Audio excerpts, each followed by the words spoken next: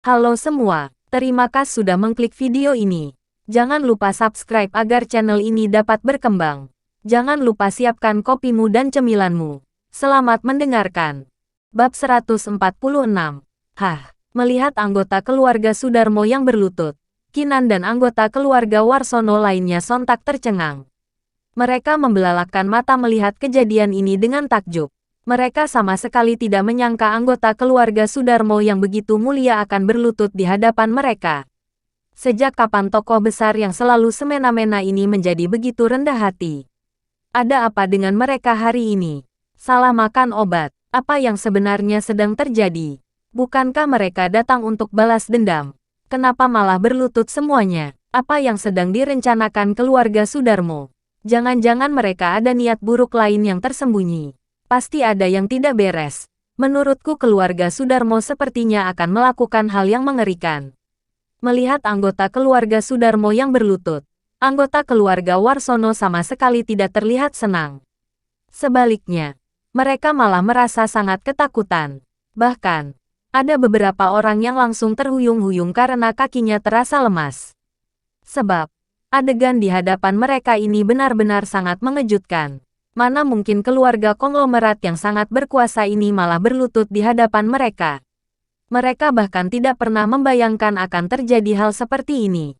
Nona Ariana, kami benar-benar minta maaf. Kejadian semalam memang kesalahan keluarga Sudarmo. Hari ini, kami datang untuk meminta maaf kepada Nona secara pribadi. Semoga Nona Ariana bisa memaafkan kami. Setelah kepala pelayan keluarga Sudarmo berkata demikian, dia langsung bersujud dengan tulus. Semoga Nona Ariana bisa memaafkan kami. Semua anggota keluarga Sudarmo yang berada di belakangnya juga ikut bersujud tanpa memedulikan gengsi mereka. Adegan ini kembali membuat seluruh keluarga Warsono tercengang. Keluarga Sudarmo benar-benar sedang meminta maaf pada mereka. Namun, pertanyaannya adalah kenapa mereka meminta maaf? Pak, apa yang sedang kalian lakukan? Ariana yang terbaring di ranjang merasa gelisah dan langsung bangkit. Bukankah semua orang ini seharusnya datang untuk meminta pertanggungjawaban? Kenapa semua malah jadi berlutut? Keluarga Sudarmo bukanlah orang-orang yang tidak rasional. Kalau memang melakukan kesalahan, kami akan meminta maaf. Semoga Nona Ariana bisa memaafkan kami.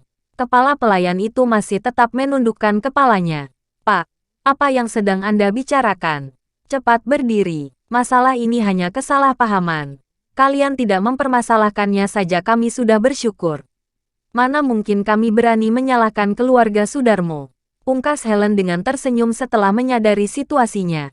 Benar sekali. Silakan berdiri. Semua anggota keluarga Warsono langsung buru-buru berkomentar. Bagi mereka, keluarga Sudarmo tidak memperpanjang masalah ini saja. Mereka sudah harus bersyukur. Mana mungkin mereka berani meminta keluarga Sudarmo untuk minta maaf. Kalau Nona Ariana tidak mau memaafkan kami akan terus berlutut. Kepala pelayan itu sangat bersikeras. Pak, kamu berdiri dulu. Anggap saja masalah ini tidak pernah terjadi. Bagaimana menurutmu? Ariana merasa agak kelabakan. Mari memang bersalah duluan. Tetapi lukanya saat ini lebih parah daripada Ariana. Luka Ariana mungkin bisa sembuh dalam seminggu. Tetapi luka Mari belum tentu bisa sembuh dalam waktu setengah bulan. Dalam kondisi seperti ini, keluarga Sudarmo yang sangat berkuasa ini malah meminta maaf padanya. Seketika, Ariana benar-benar tidak tahu harus bagaimana bereaksi. Terima kasih atas kemurahan hati Nona Ariana. Kepala pelayan itu kembali bersujud dengan wajah gembira.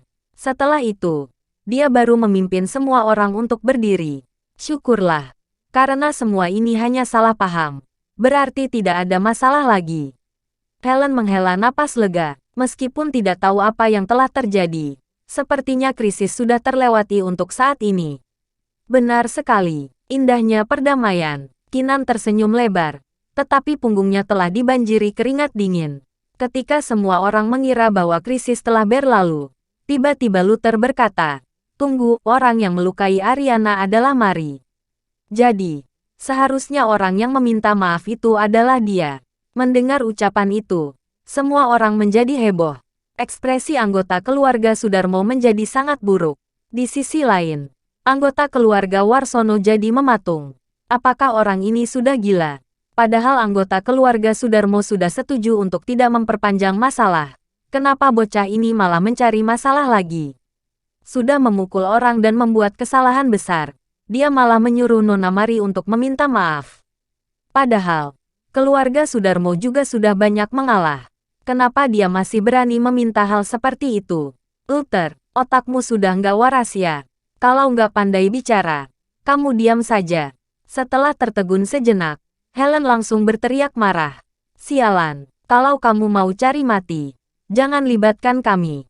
Maki Kinan, ingin sekali rasanya dia meninju Luther saat ini. Luther, kamu benar-benar tak tahu diri. Keluarga Sudarmo nggak mempermasalahkan hal ini sudah termasuk murah hati. Kamu malah masih sesombong ini. Sepertinya kamu memang sudah bosan hidup. Semua orang keluarga Warsono mulai mencercanya. Bagi mereka, Luther benar-benar sangat bodoh. Padahal mereka sudah mau berdamai. Kenapa Luther masih saja mau mencari masalah? Kalau keluarga Sudarmo benar-benar marah, bagaimana mereka bisa menghadapinya? Sudah sepantasnya meminta maaf kalau memukul orang. Apa perkataanku ada yang salah? Pungkas Luther dengan tenang. Luther, diam kamu. Dasar pembawa sial. Apa kamu benar-benar mau membuat kami semua celaka? Teriak Helen. Luther, kumohon jangan bicara lagi. Bisa tidak? Ariana juga ikut berkeringat dingin. Dia benar-benar tidak menyangka sampai saat ini Luther masih berani berkata seangkuh itu. Baiklah. Aku akan diam. Kalian urus saja sendiri. Luther tidak lagi berbicara. Dia langsung berdiri di samping. Nona Mari, otak orang ini memang bermasalah. Anda jangan keberatan. Ya, Helen buru-buru maju untuk meminta maaf karena takut menyinggung keluarga Sudarmo. Benar, orang ini memang nggak waras. Dia nggak ada hubungan lagi dengan keluarga Warsono. Kinan juga maju untuk memohon dengan rendah hati sambil tersenyum.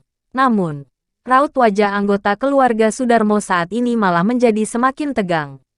Setelah kepala pelayan itu membisikkan beberapa kalimat ke telinga Mari, Mari yang sedang terkulai lemas di kursi roda pun akhirnya berkata dengan suara yang lemah, Maaf, semua ini kesalahanku.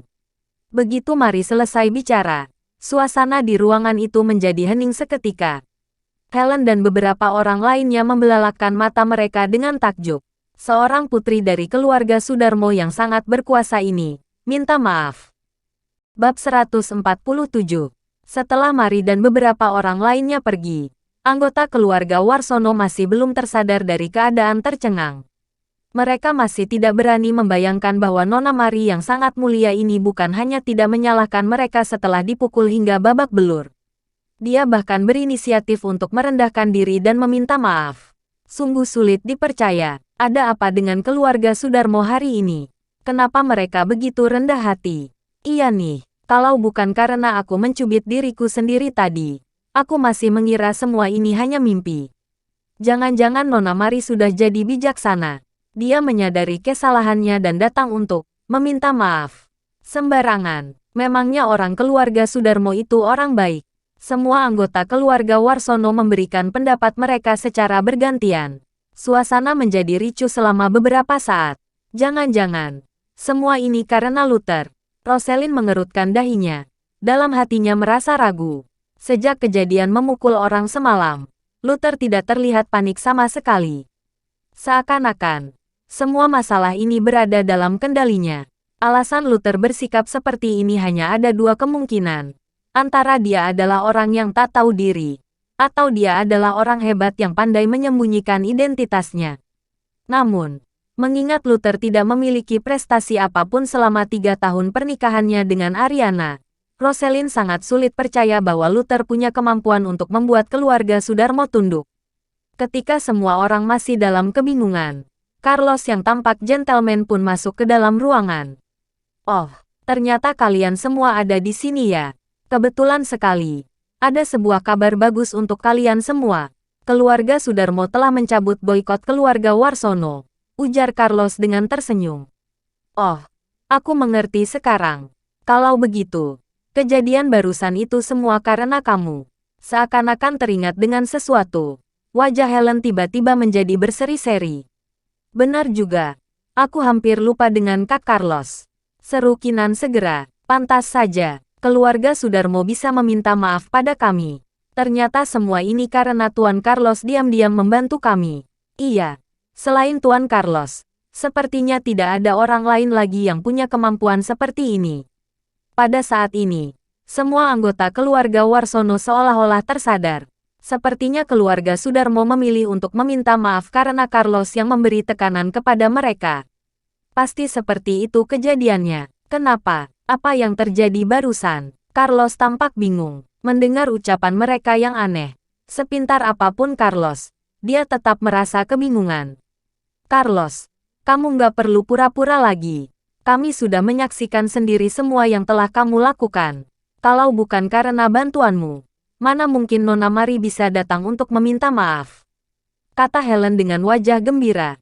Minta maaf. Carlos tertegun sejenak. Jantungnya berdegup kencang. Dia sangat paham dengan kepribadian Mari.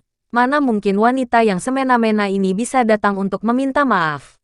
Benar, Kak Carlos. Kali ini, kamu bukan hanya membantu keluarga Warsono melewati krisis, tapi juga membuat kami bangga. Kamu benar-benar penyelamat besar keluarga kami. Kinan merasa bangga. Tuan Carlos, terima kasih telah membantu seluruh keluarga besar kami. Para anggota keluarga Warsono memberi hormat kepada Carlos dengan antusias. Ini, setelah tertegun beberapa saat, Carlos yang merasa kegirangan langsung tersenyum lebar. Kalian tidak perlu sungkan. Sebenarnya aku juga tidak melakukan apa-apa. Semua ini hanya masalah kecil. Meski tidak tahu apa yang terjadi, Carlos tetap menerima ucapan terima kasih para anggota keluarga Warsono dengan senang hati. Kak Carlos terlalu rendah hati. Kalau bukan berkat kamu, sepertinya keluarga Warsono akan binasa. Kata Kinan menyanjungnya. Nggak masalah. Semua ini nggak ada apa-apanya. Balas Carlos sambil tersenyum dan menggelengkan kepala. Sikapnya yang rendah hati itu membuat semua orang memujinya. Luther, kamu benar-benar beruntung bisa lolos kali ini. Kenapa masih bengong saja? Ayo cepat ucapkan terima kasih kepada Carlos. Helen mengalihkan pandangannya kepada Luther dengan raut wajah yang tidak bersahabat. Berterima kasih padanya. Atas dasar apa? Luther meliriknya dengan sinis. Kamu jangan nggak tahu diri. Kamu yang menimbulkan semua masalah ini. Kalau bukan karena Carlos menyelamatkanmu, kamu kira kamu masih bisa berdiri di sini? Helen memelototi Luther. Benar, kalau bukan karena Kak Carlos berkuasa, kamu pasti sudah mati berulang kali karena perbuatanmu kali ini. Sahut Kinan, kalian jangan sembarangan mengaitkan masalah. Carios tak punya kemampuan seperti ini, ucap Luther dengan wajah dingin. Dia benar-benar salut dengan kebodohan orang-orang ini. Sebelum menyelidiki masalahnya dengan jelas, mereka sudah terlebih dulu berterima kasih dan menyanjung orang tanpa pandang bulu. Yang lebih parahnya lagi, Carlos malah menerima ucapan terima kasih mereka seolah-olah semua itu adalah hal yang wajar. Kalau Carlos nggak mampu, memangnya kamu mampu? Apa kamu nggak mengaca dulu? Apa yang bisa dilakukan orang sepertimu ini selain membuat masalah? Dasar orang tak tahu terima kasih. Sudah ditolong malah masih berani membual. Menjijikkan. Pada saat ini, semua anggota keluarga Warsono menghardik Luther bertubi-tubi. Mereka benar-benar merendahkan orang yang tidak tahu balas budi sepertinya ini. Luther, apa sesulit itu mengucapkan terima kasih? Kalau bukan karena Carlos, mungkin kamu sudah mati sekarang. Tiba-tiba, Ariana juga ikut bersuara. Baginya, Luther tampak seperti orang yang sangat keras kepala. Memangnya kenapa kalau dia mengucapkan terima kasih kepada orang yang telah menolongnya? Kalau dia memang menolongku, tentu saja aku akan berterima kasih. Tapi, dia nggak menolongku tak acuh. Sejujurnya, dia bukan hanya tidak membantu. Bahkan, semua masalah ini, termasuk kejadian kamu dipukul orang itu semua adalah gara-gara dia. Apa maksudmu? Tanya Ariana mengerutkan alisnya. Aku sudah menyelidikinya. Carlos dan Mari adalah sepasang kekasih. Mari sengaja menargetkanmu karena merasa cemburu. Dia merasa hubunganmu dan Carlos sangat ambigu. Makanya dia memukulmu. Pada akhirnya, dialah biang kerok yang sebenarnya. Tuduh Luther dengan tegas. Jangan bicara sembarangan. Tanpa menunggu reaksi dari Carlos, Helen sudah terperanjat dan memakinya. Luther, jangan suka memfitnah orang. Carlos adalah pria sejati. Dia nggak akan melakukan hal serendah itu. Benar. Sepertinya kamu yang cemburu. Kamu tahu bahwa Kak Carlos lebih hebat darimu. Makanya kamu berusaha memfitnahnya.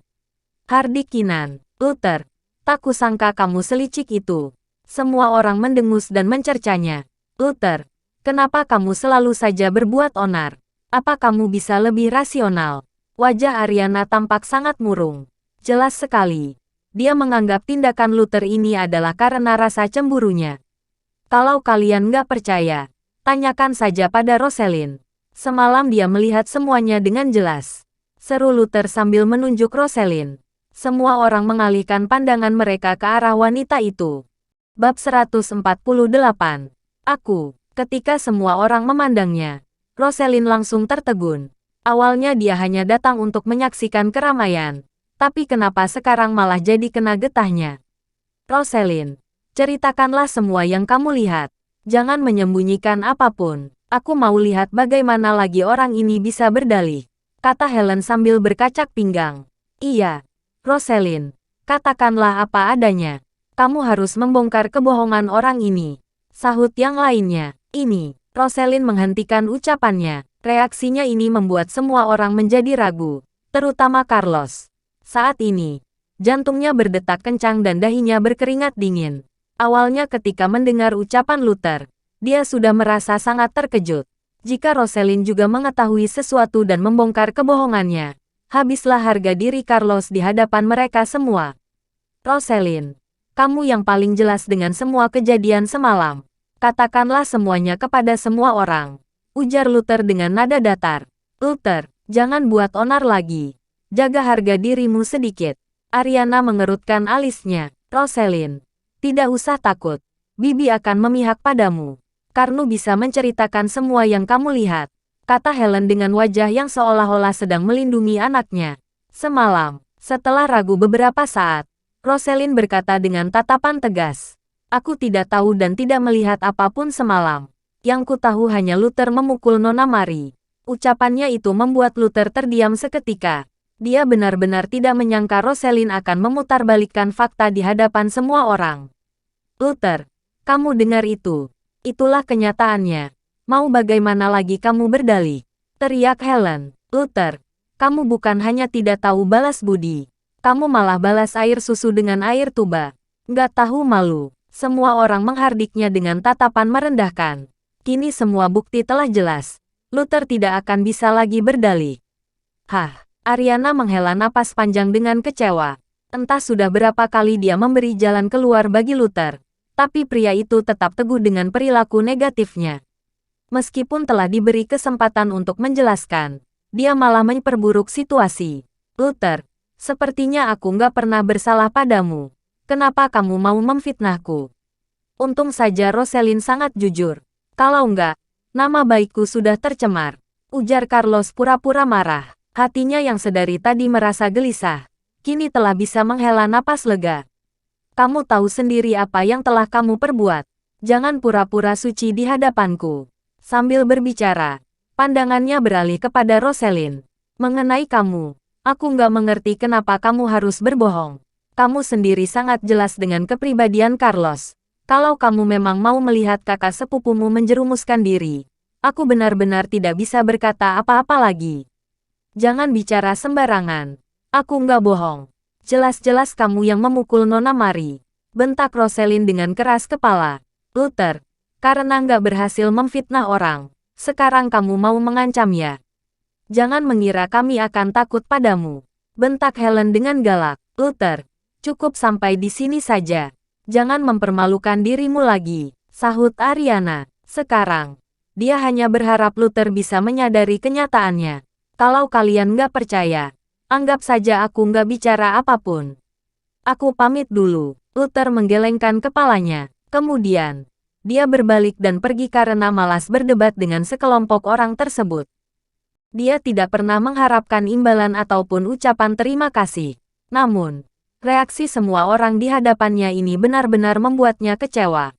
Berhenti. Pada saat ini, Luther berteriak, "Leher! Kamu sudah berulang kali memfitnahku.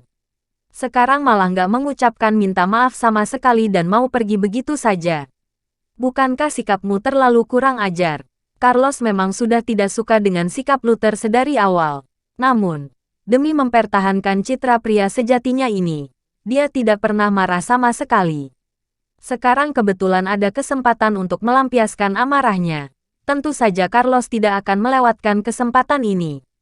Minta maaf. Luther tertawa sinis. Memangnya kamu pantas. Kalau nggak mau minta maaf, kamu jangan berharap bisa pergi dari sini. Carlos mengadang di depan pintu dengan wajah ganas. Dia beranggapan bisa menghadapi orang awam dengan mudah karena pernah belajar bela diri sebelumnya. Oh ya, kalau begitu, aku mau lihat apakah kamu sanggup menghalangiku. Luther mendengus, lalu berjalan keluar. Mau pergi begitu saja, nggak semudah itu. Carlos berteriak marah sambil mencengkeram pundak Luther. Kemudian, Carlos mengerahkan sekuat tenaganya bermaksud ingin memberi pelajaran kepada Luther. Kamu berani bertindak kasar. Luther menoleh dengan perlahan, lalu menamparkan wajah Carlos dengan keras. Kekuatannya yang dahsyat ini membuat Carlos terpelanting jauh. Dua buah giginya copot karena terkena pukulan tersebut. Luther, beraninya kamu memukul orang. Helen terkejut. Dia tidak menyangka Luther akan bersikap kasar. Bajingan, benar-benar bajingan. Tuan Luther sudah berbaik hati menolongmu. Kamu malah tidak tahu balas budi. Hatimu benar-benar busuk. Pada saat ini, semua orang mulai memarahinya. Jika dia tidak memukul Carlos, semua orang masih tidak akan bersikap agresif. Namun, begitu dia bertindak kasar, semua orang mulai mencaci maki dengan sadis. Luther, kamu sudah gila. Kenapa harus memukul orang? Ekspresi Ariana langsung berubah. Dia buru-buru memapah Carlos untuk berdiri. Setelah mempermalukan dirinya sendiri, Luther malah menjadi emosi dan membalas kebaikan Carlos dengan kekerasan. Dia bahkan memukul Carlos di hadapan semua orang. Benar-benar tidak masuk akal. Apa kamu nggak lihat dia yang menyerang? Ekspresi Luther menjadi sangat dingin. Duluan. Dia hanya menyentuhmu dengan pelan. Kenapa kamu harus memukulnya dengan sekasar itu? Seru Ariana dengan wajah tak acuh. Jadi, kalau dia turun tangan, itu adalah hal yang wajar. Tapi kalau aku yang membalasnya, berarti aku adalah orang jahat. Begitu maksudmu? Luther mendengus. Kamu jelas-jelas sedang memaksakan argumenmu. Minta maaf pada Carlos sekarang juga. Ariana menatap Luther dengan mata membelalak. Kalau aku nggak mau, Luther mengerutkan alisnya. Cepat minta maaf. Ariana menjadi emosi dan menamparkan Luther. Bab 149. Plak. Terdengar suara tamparan yang nyaring. Ariana menamparkan wajah Luther dengan keras. Luka Ariana yang sebelumnya dibalut dengan perban telah kembali robek karena menggunakan tenaga terlalu keras.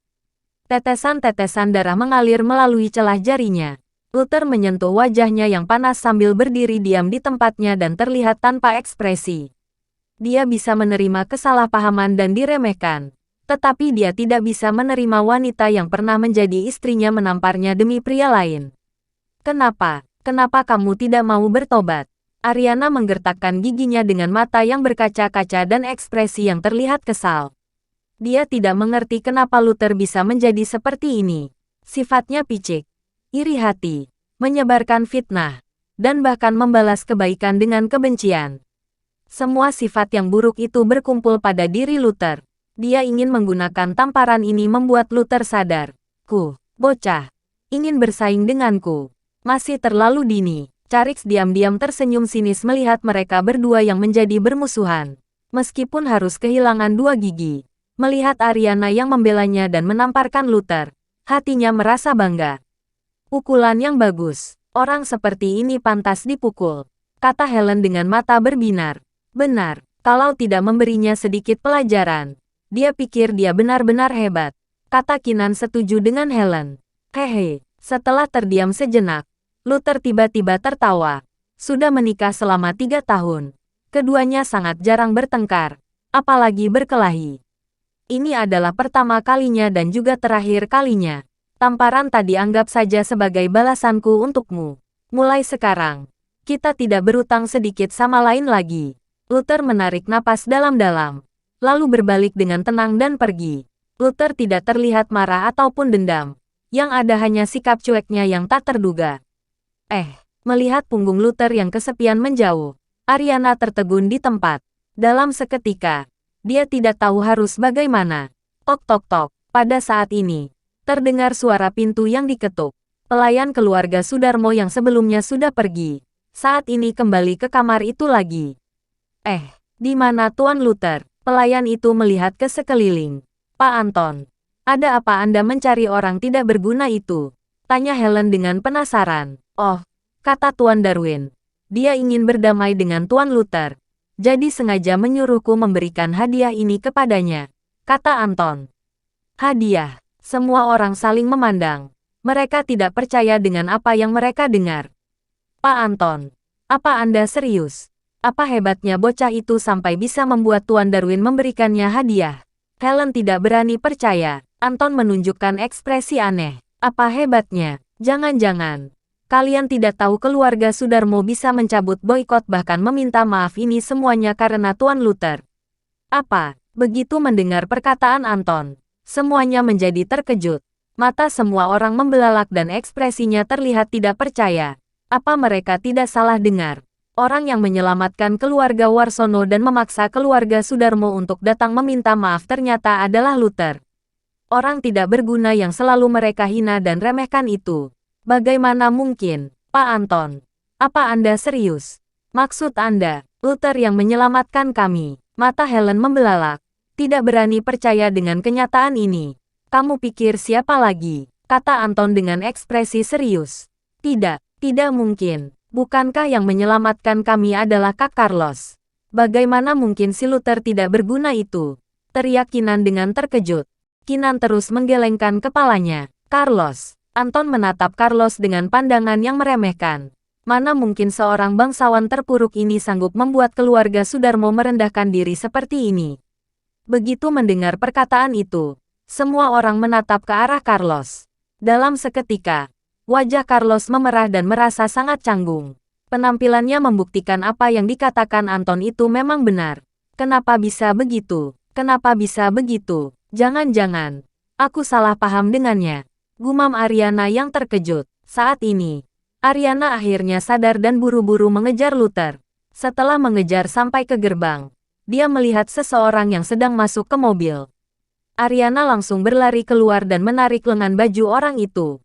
Luther, tunggu sebentar. Aku salah paham denganmu tadi. Aku terlalu gegabah. Aku tidak tahu semua ini adalah perbuatanmu dan juga tidak menyangka kamu sudah memikul begitu banyak beban. Tapi, kenapa kamu tidak menjelaskannya? Jelas-jelas, kamu yang sudah menyelamatkan kami. Kenapa kamu tidak mengatakannya dengan jelas? Kata Ariana sambil menggigit bibirnya dan ekspresinya terlihat runyam. Apa gunanya menjelaskannya? Sejak kapan kamu percaya padaku? Kata Luther sambil menggelengkan kepalanya. Luther terlihat sangat kecewa dengan Ariana. Setidaknya kamu harus membuatku mengerti. Kamu tidak bilang apa-apa. Bagaimana aku bisa percaya denganmu? Kata Ariana dengan sangat marah. Percaya atau tidak sudah tidak penting lagi. Hubungan kita sampai di sini saja. Lepaskan aku. Dengan sedikit usaha, Luther berhasil melepaskan tangan Ariana. Pandangan Luther terlihat seperti memandang orang asing. Ariana yang sudah emosi tiba-tiba menjadi lepas kendali. Luther, apa yang sebenarnya kamu inginkan? Bisakah kamu tidak begitu keras kepala?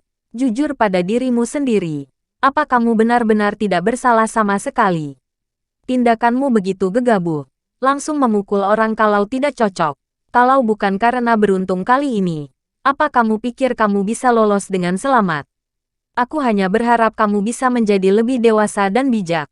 Apakah salah aku menginginkan hal ini? Benar. Kamu tidak salah. Semuanya salahku. Aku bahkan pantas menerima tamparanmu ini, kata Luther dengan ekspresi dingin. Kamu, Ariana membuka mulutnya. Dalam sekejap, dia tidak tahu harus berkata apa. Ariana, kamu selalu begitu sombong dan merasa dirimu benar. Tidak pernah mau mengakui kesalahanmu. Banyak sekali hal yang bisa kamu ketahui kalau kamu mau menyelidikinya. Tapi, kamu selalu tidak mau melakukan apapun dan hanya mendengar apa yang ingin kamu dengar. Sedari awal, kamu tidak pernah percaya denganku. Apa kamu tidak sadar? Sebenarnya, kamu selalu hidup di duniamu sendiri. Tidak ada orang yang bisa masuk ke hatimu. Aku sudah pernah berusaha. Tapi sekarang aku sudah menyerah. Kali ini adalah terakhir kalinya aku membantumu. Laga dirimu baik-baik kelak. Setelah mengatakan itu, Luther masuk ke dalam mobil dan pergi. Di sisi lain, Ariana mematung di tempat cukup lama. Maaf, aku benar-benar tidak tahu kenapa bisa jadi seperti ini. Aku hanya berharap kamu bisa sukses dan menjadi terkenal. Aku benar-benar tidak menyangka kamu akan begitu menderita. Aku salah. Benar-benar salah. Sejak bercerai, aku sudah tahu aku sudah melakukan kesalahan. Kamu bilang tidak ada yang bisa masuk ke dalam hatiku. Sebenarnya, sudah ada sejak dulu. Orang itu adalah dirimu. Kamu sudah berhasil masuk ke dalam hatiku. Tapi kenapa pada akhirnya kamu malah menyerah? Luther, apa kamu tahu? Aku sudah benar-benar jatuh cinta padamu. Bab 150. Saat Ariana kembali ke kamar pasien, seluruh tubuhnya terlihat lemas. Ekspresinya bengong dan kedua matanya terlihat tidak bersemangat. Dia bahkan sama sekali tidak sadar tangannya yang terbalut perban masih mengalirkan darah. Pandangan Luther yang tanpa perasaan saat pergi, sepersebuah pisau yang menusuk ke dalam hatinya dengan kejam. Dia tahu mereka sudah terpisah makin jauh. Sebelumnya, Ariana selalu mengutarakan karir dan bertekad untuk menjadi sukses. Jadi, dia mengabaikan dan juga merelakan banyak hal.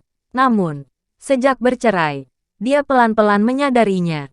Ternyata, masih ada satu hal yang lebih penting daripada karir. Namun sayangnya, dia terlambat menyadarinya. Begitu melihat Ariana masuk, Helen langsung menyambutnya dan menjelaskan, "Ariana, aku sudah mencari tahu tadi. Luther itu hanya berpura-pura. Dia melakukan sesuatu pada tubuh Nona Mari dan mengancam nyawanya. Jadi keluarga Sudarmo terpaksa tunduk. Bisa dibilang, dia hanya menggunakan trik rendahan. Benar, si Luther ini membuang harga dirinya demi mendapat perhatian dan melakukan perbuatan keji." Tambah Kinan, awalnya, saat tahu Luther yang diam-diam membantu, mereka memang terkejut.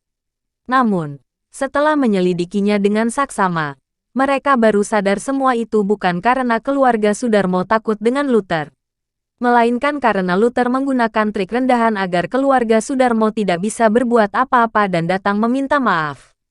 Meskipun terlihat mengesankan, sebenarnya sangat berisiko. "Ibu, kalian semua keluarlah. Aku ingin menenangkan diri." Ariana tidak menunjukkan reaksi apapun, bahkan terlihat tidak bersemangat saat berbicara. "Putriku, memangnya kenapa kalau kita sudah salah paham dengan Luther? Faktanya, memang dia yang menimbulkan masalah ini. Tindakannya ini hanya untuk mengatasi kesalahannya. Kita tidak berutang kepadanya," lanjut Helen. "Ibu, aku sudah lelah, ingin beristirahat.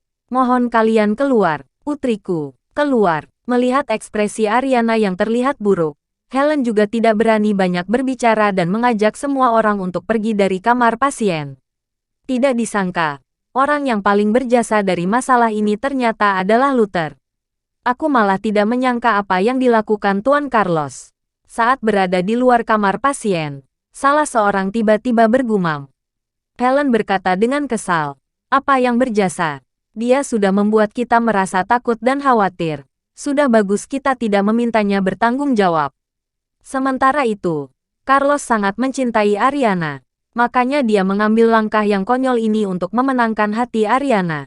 Menurutku, pria yang berani memperjuangkan cintanya bahkan dengan mengorbankan reputasinya, baru layak dipercaya seumur hidup. Kalian ini harus belajar darinya kelak. Perkataan Helen yang unik ini mengubah perbuatan Carlos yang rendahan menjadi tindakan cinta yang tulus. Bukan hanya itu, perkataannya itu juga mendapatkan persetujuan dari banyak orang. Di dalam kamar pasien, Ariana duduk tertegun di atas tempat tidur. Tatapannya kosong dan tidak bergerak cukup lama. Tidak lama kemudian, air matanya mulai mengalir dan bahunya juga terus bergetar. Akhirnya, dia tidak bisa mengendalikan emosinya lagi dan membenamkan kepalanya sambil menangis dengan keras. Saat perusahaan dalam keadaan kritis, dia tidak menangis. Saat dihina orang, dia juga tidak menangis. Bahkan saat dipukul dan disiksa, dia juga tidak meneteskan air mata sedikit pun. Namun sekarang, dia menangis. Dia menangis dengan sangat sedih dan tidak bersuara.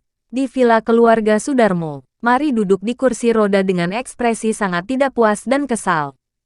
Ayah, keluarga Sudarmo kita tidak pernah merasakan penghinaan sebesar ini. Bagaimanapun juga, kamu harus membalas dendam ini untukku, kata Mari sambil menggertakkan giginya. Dendam ini tentu saja harus dibalas. Tapi kita tidak boleh meremehkan pemuda ini. Kita harus persiapkan dengan baik agar dia tidak berbuat gegabah, kata Darwin dengan ekspresi serius. Luther sudah berani menghina keluarga Sudarmo. Darwin tentu saja tidak akan melepaskannya begitu saja. Bukankah Pak Farel ahli dalam ilmu sihir dan mantra? Berikan dia kutukan yang paling bahaya agar hidupnya sangat menderita, kata Mari dengan ekspresi kejam. Farel yang berada di samping menggelengkan kepalanya. Tidak berguna. Pemuda itu bukan tianya seorang ahli ilmu bela diri yang hebat, tapi juga memahami tentang ilmu sihir dan mantra. Sebelumnya, aku memberikan racun kalajengking pada Tuan Jericho. Dia berhasil mengobatinya. Saat ini, aku masih belum punya cara lain untuk menghadapinya. Jadi, apa yang harus kita lakukan? Kalau tidak menghancurkannya, sulit untuk meredakan kebencian di hatiku, kata Mari dengan tatapan penuh niat jahat. Darwin menyipitkan matanya dan berkata, "Jangan khawatir, kita bersabar beberapa hari lagi. Aku sudah memberitahu kakakmu tentang masalah ini. Tunggu beberapa hari lagi. Setelah dia keluar dari pengasingannya, dia pasti akan kembali ke Jiloam untuk membalaskan dendammu." Pada saat itu, meskipun pemuda itu sangat hebat, dia juga tidak akan bisa melawannya. Yang paling dibanggakan Darwin sepanjang hidupnya bukan statusnya sebagai orang terkaya di Jiloam, melainkan memiliki seorang putra yang begitu luar biasa seperti Claude. Claude berlatih ilmu bela diri sejak kecil dan memiliki bakat yang luar biasa. Saat berusia 15 tahun, dia telah menjadi orang tak terkalahkan di seluruh Jiloam.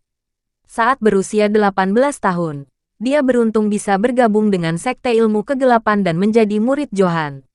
Sekarang, dia berusia 25 tahun. Dia sudah berada di peringkat bumi sebagai salah satu dari 10 pemuda ahli bela diri terbaik di Provinsi Selatan dengan masa depan yang cerah. Dengan waktu dan usaha yang tepat, dia bahkan mungkin bisa melampaui reputasi seorang ahli bela diri yang jenius seperti Harry. Baiklah, aku akan membiarkan Luther hidup lebih lama lagi. Saat kakak kembali, aku pasti akan membuat hidupnya menderita, kata Mari sambil tersenyum sinis. Di hati Mari, kakaknya adalah sosok yang tak terkalahkan. Tidak peduli betapa sulitnya sebuah masalah, kakaknya pasti bisa menyelesaikannya dengan mudah. Menghadapi seorang yang berlatih ilmu bela diri saja, tentu saja bukanlah sesuatu yang sulit bagi kakaknya. Pada saat ini, Farel berbicara lagi. "Tuan Darwin, Tuan Claude sudah akan kembali. Jadi Luther bukan ancaman besar lagi bagi kita. Sasaran utama kita sekarang tetap adalah keluarga Kaonata. Kita sudah mengejar waktu untuk memproduksi pil mujarab dan sudah mulai terbentuk. Sudah waktunya melancarkan serangan. Baiklah, 3 hari lagi, kita akan mengadakan konferensi peluncuran obat baru." Bianca bersikap tidak sopan padaku. Kali ini, aku akan membuatnya merasakan kekalahan yang telak. Salah satu tangan Darwin mengepalkan tinjunya dan terdengar suara tulang jarinya berderak. Luther hanya sebuah rintangan, sedangkan Bianca adalah penghalangnya. Dia harus segera dilenyapkan agar hidup mereka bisa tenang.